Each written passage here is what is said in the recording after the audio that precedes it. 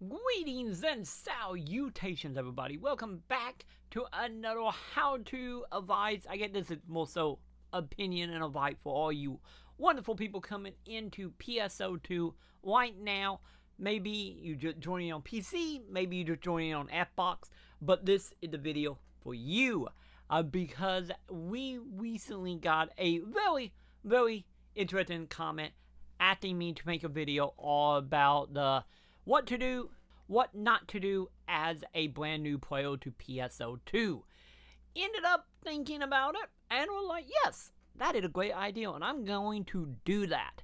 So thank you so very much for that comment. But since this question ended up being a lot more complex than I originally thought, I decided probably for my own sanity, we're going to break this up into two videos. One, we'll be talking about what you need to do as a brand new player in PSO, and that is what we're going to discuss today.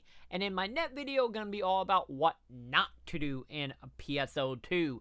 So make sure you do the like, favorite, subscribe, hit some bells so you don't miss out on the second part. And with that, let's hop into it, shall we? So once you actually complete your intro video and your intro mission, you will be dropped off here in the lobby. And it's a few things you want to actually look into starting out. The first thing offhand is you very much need to run over here and talk to your mate here about a lot of gameplay mechanics. And when you talk to him, you will get an option for client orders. And from in here, he will go over a whole bunch of stuff such as how to switch weapons, how to switch the guild tree or I guess guild technique on your ball, how to actually equip, unequip up, like a PSE boards, a whole bunch of little stuff that you can do, and a lot of stuff tied to how to navigate menus and equip up and unequip up. So if you are questioning any of that stuff, this dude is pretty much the fourth person you need to talk to about that, and he will help you run through a whole bunch of missions that will get you to pretty much all the menuing, all the items, how to do simple stuff like that. So I recommend coming over and talking to him pretty much as soon as the mission is done. And once you have a class that you actually decide you're going to play, since you can change your class at any point, but if you want to learn how to play them characters decently or get a fairly understanding of how they operate, you might want to run around here. Depending on what class you ended up picking, you will want to talk to a distant NPC here. Since all the NPC pretty much wrapping around that middle elevator here, each one of them is tied to a distant class. Pretty much all the characters here, once you actually talk to them, like in the case of me, since I'm a summoner, here it all summoner training, and from here all the clients order that he will have that you can complete. It pretty much tying to teaching you about it, and also just sending you on other objective to help you level up. In some cases, when you actually change your classes, you will start out with no weapon of that class, but once you talk to whoever, I get quote unquote, your master of your job is, they will usually give you a weapon to start off with to get you started. So if you want more information, make sure you find which one of the characters around the elevator is tied to the job you are playing. And speaking of jobs, the other thing to keep in mind here as a new player, if you start out as a class that you are not all that into or not gelling with you the way you was hoping, in the main lobby here, right next to the elevator, you can run over to this guy, and by discussing with him, you can of course change your class that you have equipped. So you will have a list of all the classes in the game right now, and a few classes that wasn't available at the beginning of the game, but once you get past the tutorial, you can pick them, and you can just go ahead and change your class to whatever one you want to try, or if you want to spend time leveling a new one just to mess around and figure out what you like, this is the NPC you want to talk to. As well as something to keep in mind, every time you gain a level in the game, you will get a one guild tree. I think you call AP if I remember right. EP, sorry. You will get one EP per level, and from that same character, if you go down to a Lorne class skill, you will get access to the guild tree. You do have two options, custom or recommended. Custom is probably more ideal since this is where you're gonna merge your class into the type of gameplay style you want to play as that class. Just know that a lot of these is not containable in one single character, at least as of now. So the game very much imply having multiple skill tree for every single class. So you can pretty much mix and match since there are more abilities here than you actually have enough level to get. So certain ability will be left behind or very much learn in a kind of a jack of all trade type if you put only in the bare minimum in each of these. Just a heads up though, the thing about the skill tree is it can get a little complex, especially if you're going for certain builds, and the only real way to change it outside of the few occasions where they will give you item to reset your skill tree, which is very far and in between. If you want to change your skill tree after you already did it, sadly you do gotta pay money to do that. Yeah, keep that in mind, and if there's a certain build you want to go to, I recommend looking up some guides and whatnot to help out with that. So once you have picked your class, change your class, or level your class, you are pretty much good to go from that character.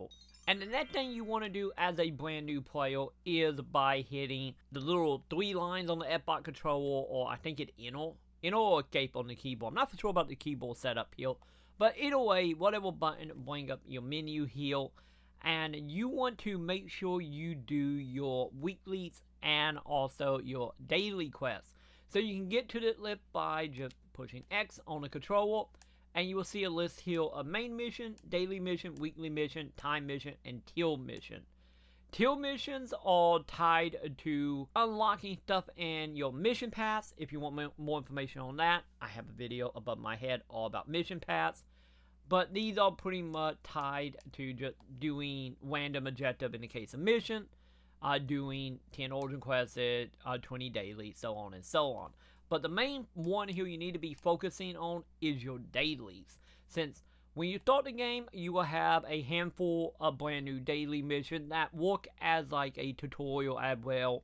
That will get into a little more of the nitty gritty, such as going and talking to certain NPCs outside the main lobby. But after a certain point of doing them, you will get a rotation of 5 quests that will be the same every single day, no matter what. And the thing about the, as you can see here, is they are very straightforward and very easy to get. Such as that one of completing a exposition arc, a limited time quest, so to complete any of the quests on super hard, which I believe is level 40 plus. So that one will take a little bit longer to get, but as a new player, you can do the rest of these no problem. By completing daily orders, we will talk about in a moment, having a drink, using a booster or food, and quelling all daily missions. Once again, we will cover that in a second. But as far as getting a drink and boosters, this is very simple to actually do. The easier way, once you're in the lobby, you run over to the little medical station and talk to the lady behind the desk, and you will have the ability to buy potions. If you are just doing your daily, you're not worrying about all the stats from this stuff, it's easy enough to do. Just go ahead and just buy the one for 150 meseta since it's the cheapest, and once you drink it, you will know that you have completed a quest. As far as using any type of boosters and whatnot, is once you're in the battlefield, if you have any, which you should since you get them fairly regular, if you go over to your little medicine tab and go all the way down, you will see the like tri-boot or meseta on, well drop, like any of this stuff you can use in the battlefield, and that will complete that quest. So right there are 2 quests that just knocked out. And by doing all your daily, like I said, they can be done very quick. They can be done in literally like 20 minutes or so, especially once you get to a higher level.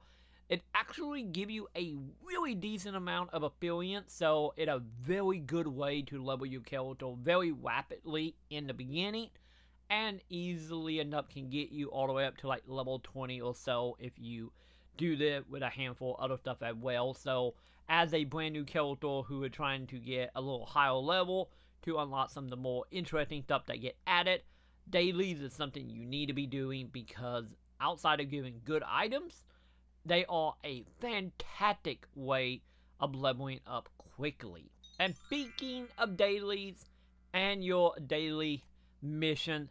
This is something else you should be doing as a brand new player, which is called running over to the deck counter. You can go on either side here and talk to your daily order officer. So the thing you will keep in mind here is you have a whole bunch of quests you can do, and the quests do reset every single day at roughly, I believe, 3 a.m. Central Standard. So do the math on your time on that. But the main thing you want to keep in mind as far as a new player is make sure you take the missions here that actually have the arrows up. So these will actually await your daily boosts, which you will see on the top right there. As you level that up, you will get bonuses such as more experience, some drops, and whatnot. Also, by doing these as well, you will complete your daily missions, and in return, get you all 5 of them daily missions done in a matter of 1 to maybe 1 through 8 area. So make sure you are doing your dailies, and make sure you're doing your daily challenge to optimize the best possible way of gaining a crap ton of experience early on in the game. In the lobby, come on over to your quest counter. Once again, can be found on the left or right side of the room, and talk to the quest counter clerk.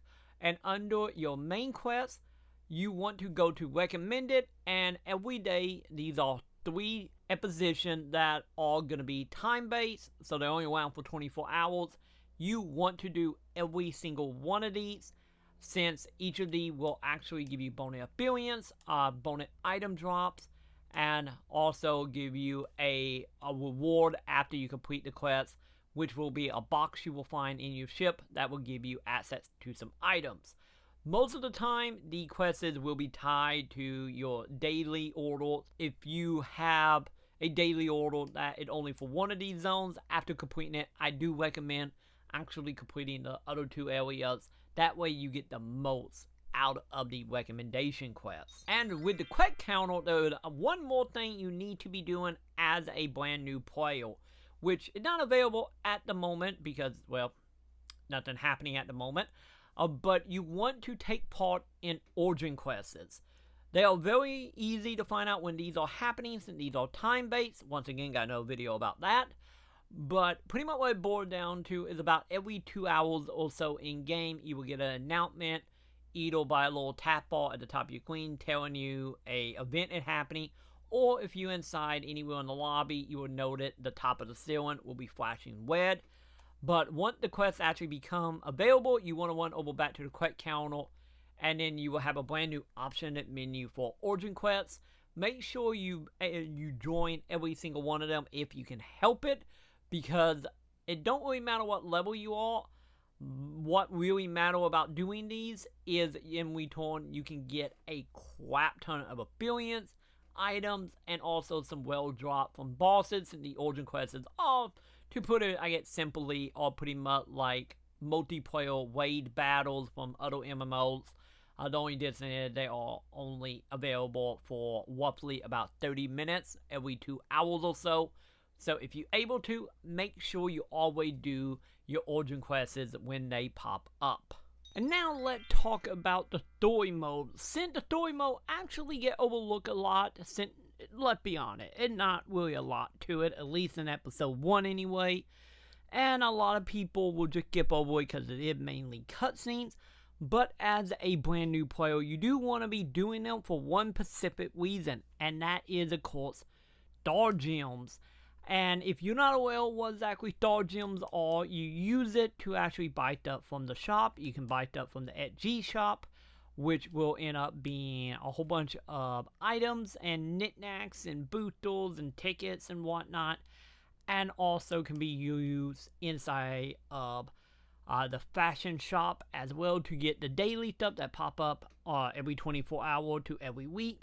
As you can see right now, we have a wedding theme happening.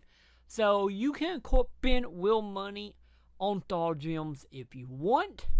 Or if you are playing smart, you can come on over here to the deck counter, once again, or quest counter I should say.